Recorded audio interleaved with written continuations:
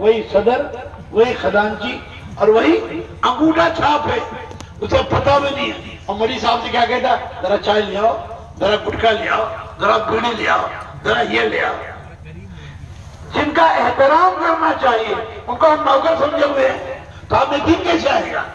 دین تو ادب سے آتا ہے، دین تو عظمت سے آتا ہے، دین تو اطاعت سے آتا ہے، دین تو فرمانبرداری سے آتا ہے۔ ارے سمجھ آ رہا نہیں مجھے؟ اختلاف امت کو یہ سارے انفرادی ملاقات زیادہ کرو۔ مکہ مکرمہ میں انفرادی ملاقات زیادہ ہے، اجتماعی ملاقات کم ہے۔ مدینہ منورہ میں اجتماعی کام ہے۔ 13 سال انفرادی ملاقات سے فردن بات کرو تو ذہن بننا تیار ہو جائے، کہ ہر آدمی کو مرنا ہے، اللہ کے سامنے جانا ہے، حساب دینا ہے۔ جب اس کو موت کی خبر دو گے تو خود ہی 4 مہینے کے لیے تیار ہو جائے گا۔